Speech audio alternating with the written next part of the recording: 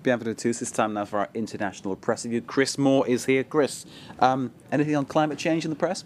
Absolutely, Mark. Let's start off with climate change. As you heard in the news now, there's some more consensual noises coming out of Bali now, but that doesn't stop the world's media really focusing on what Al Gore had to say yesterday, laying the blame squarely on his own country, the United States, for the lack of progress on climate change. Let's start off with The Times, the London paper, an editorial from Jonathan Leake there, Al Gore free of diplomatic niceties. Now, this little editorial really contrasts Al Gore's approach, which he describes as winning friends. He was obviously applauded yesterday for holding his hands up and saying, look, the US is to blame.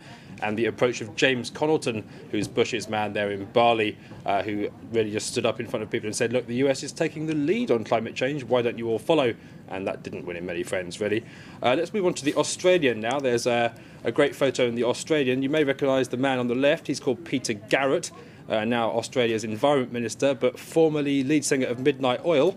In the middle, of course, is Al Gore, and on the right is Kevin Rudd, Australia's new Prime Minister. Now, of course, yesterday Al Gore's message was that change is possible, and this photo really sums that up. Of course, former Australian Prime Minister John Howard, a staunch ally of Bush and a sort of climate change sceptic, and this really showing what can happen when you change Prime Minister. Rudd signing up immediately to the Kyoto Protocol. Question for you, Peter Garrett, lead singer of Midnight Oil. What was their big hit? It was Beds of Burning, which I believe was an environmentally themed song. Can't ever catch you out, Chris. Carry on, sir.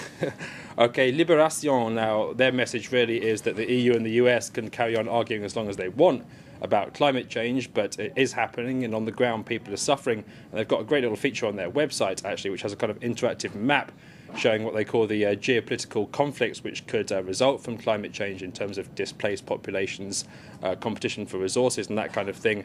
And they really contrast areas where they think there's going to be not enough water, Africa and Central Asia, obviously leading to displaced populations. It's a massive doomsday scenario, isn't it? Yep, and the areas where there's too much water, Pakistan, Bangladesh, of course, melting polar ice caps, all of these are going to have the same effect, people moving around and competing for things, instability. OK, next, Chris. Next is Gordon Brown, UK Prime Minister. There's a photo of him in The Guardian. Now, of course, yesterday for the EU treaty signing, he turned up late and signed it on his own. And the UK press really, and The Guardian in particular, are really mulling over exactly what kind of message he was trying to send here.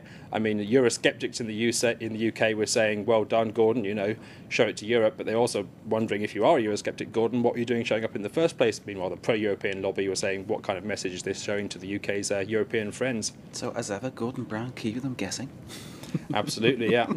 OK, next then, Musharraf. Musharraf, yes, another world leader very much in the spotlight at the moment. Of course, state of emergency due to be lifted in Pakistan tomorrow. Now, the Hindustan Times, the Indian paper, has something which, of course, is not possible in Pakistan, given the media shutdown, and that's a survey on Musharraf's popularity. Now, they say that only 2 in 3 Pakistanis are not behind Musharraf. They don't support the state of emergency, and they won't be voting for him. But they also show that the support for his rival candidates in forthcoming elections are very much divided. Nawaz Sharif and Benazir Bhutto both expected to poll around about 25-30% of the vote, and that could, of course, lead to a hung poll and further uncertainty in Pakistan. OK, give us quickly the talk about the England football manager. The England football manager. Let's have a look in the Sun, shall we? Your favourite paper, I know, Mark. It has to be Stu. This is Stuart Pearce, who is expected to be number 2 to the new England manager Fabio Capello, who's expected to be unveiled today in a £6.5 million deal. Obviously, the debate there really is between foreign managers and indigenous talent in England. They've had a foreign manager, Sven-Goran Eriksson, and an English one, Steve McLaren, recently, neither of whom has brought many success, Well, really. put it this way, for England, the only way is up, isn't it? Let's face it. Yes. OK, Chris, thank you very much. That was our international press review. You're watching France 24. Stay with us.